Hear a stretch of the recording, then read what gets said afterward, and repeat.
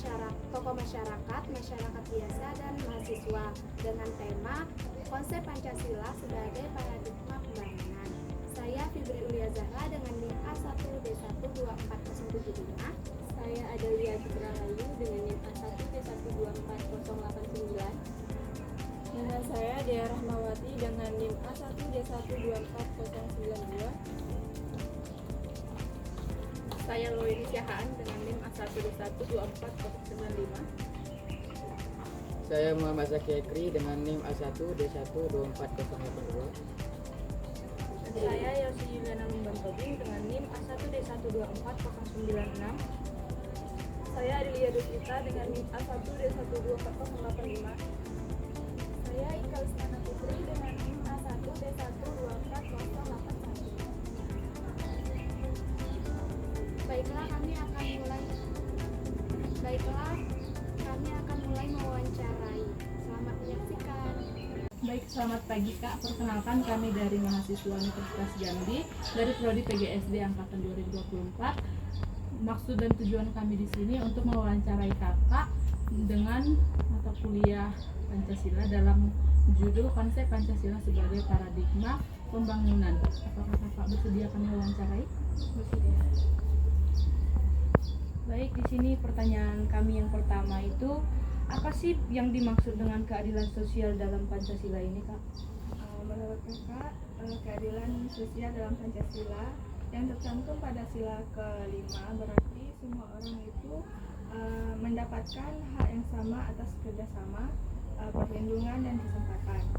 Pemerintah dan masyarakat harus memastikan kesejahteraan penduduknya baik dalam bidang pendidikan, kesehatan maupun ekonomi.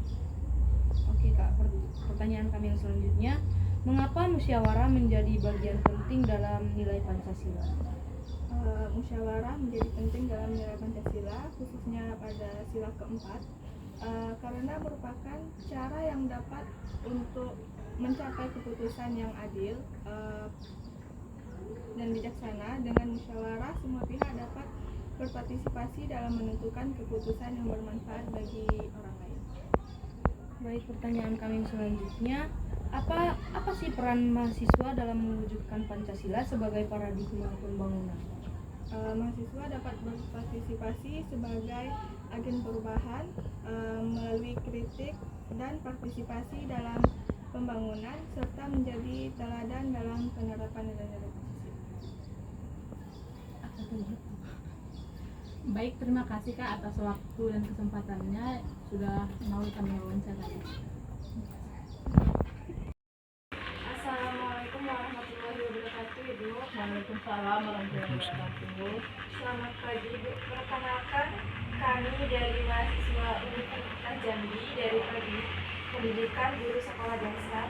Maksud dan tujuan kami di sini untuk mewawancarai Ibu tentang mata kuliah Pancasila dengan judul konsep Pancasila sebagai paradigma pembangunan. Apakah Ibu bersedia untuk diwawancarai? Iya. Baiklah Ibu, di sini kami ada 3 pertanyaan. Ya. Yang pertama, menurut Anda, bagaimana Pancasila dapat berperan sebagai dasar dalam pembangunan nasional? Oh ini deh ya, yang pertanyaan kamu nomor 1 itu paradigma ya tadi ya. Menurut saya sesuai dengan sila keempat, yaitu secara mufakat dalam pengambilan keputusan untuk mencapai mufakat. Jadi setiap tahunnya tiap RT diadakan musren namanya di kelurahan Ratai. Nanti setiap RT itu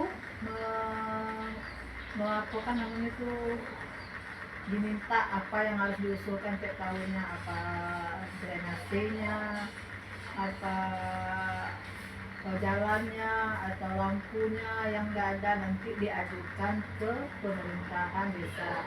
Kemudian nanti di desa dimusrenkan lagi ke kecamatan. Di kecamatan mana lagi yang diprioritaskan, nanti baru ke daerah atau di kabupaten. Nanti orang kabupaten lah yang menentukan mana yang perlu diprioritaskan, mana yang penting untuk kepentingan umum. Jadi itulah kan satu dia tercapaian mufakat, istilahnya kan dirembuk itu kan sesuai dengan sila keempat kan.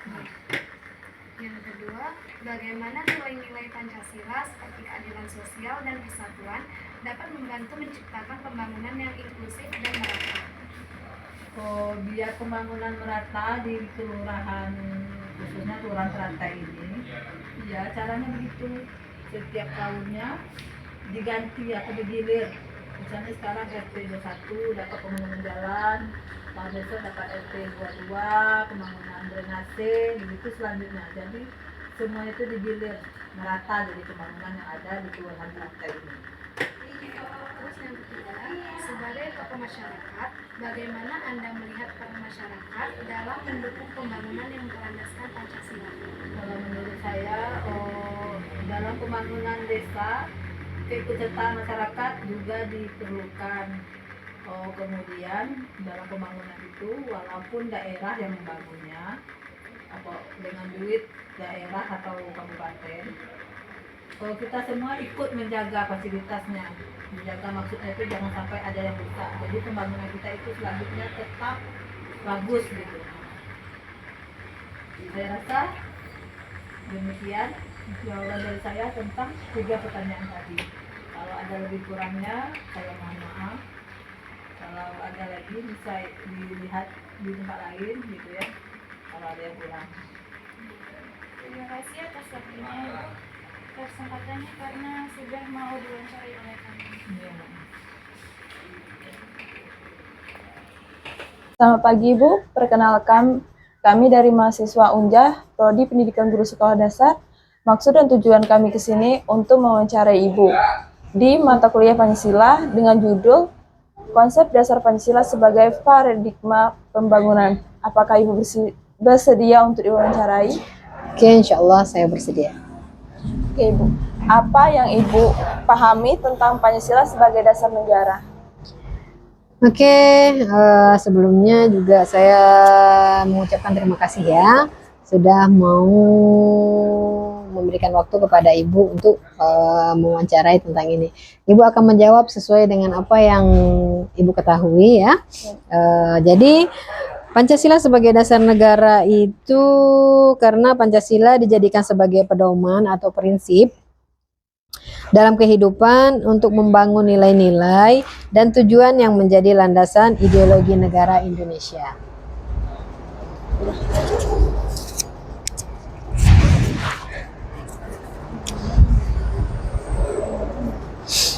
Menurut Ibu, bagaimana peranan masyarakat dalam mendukung pembangunan yang berlandaskan pada Pancasila?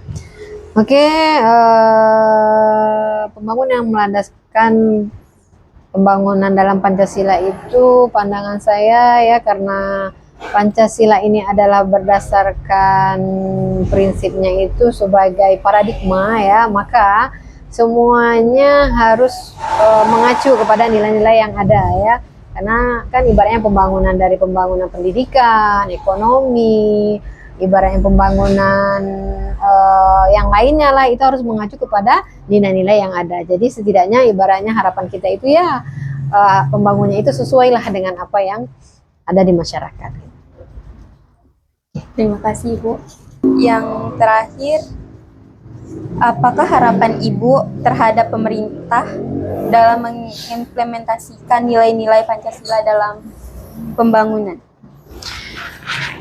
Oke, karena Pancasila ini sebagai dasar statis ya, yang mempersatukan bangsa, dan Pancasila juga sebagai jati diri yang memiliki landasan moralitas dan mempunyai kebangsaan yang jelas. Jadi nilai-nilai Pancasila dalam pembangunan ini harapannya itu ya insya Allah semoga pembangunan yang ada di Indonesia ini tuh berdasarkan nilai-nilai Pancasila lah ya kan. Di situ kan nilai-nilai Pancasila itu kan kita ada 5. Yang pertama yaitu ketuhanan yang Maha Esa. Jadi kita menjalankan pembangunan itu sesuai lah dengan apa yang sebaiknya gitu. Nah, maka apa yang lebih baik dilakukan, yang tidak usah dilakukan, seperti itu. Terima kasih Ibu.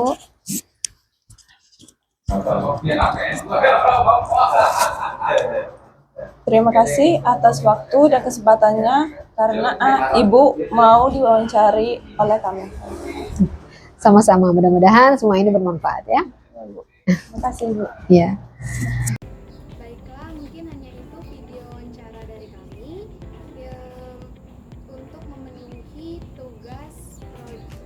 sebagai konsep Pancasila. Baiklah, kami akhiri. Wassalamualaikum warahmatullahi wabarakatuh.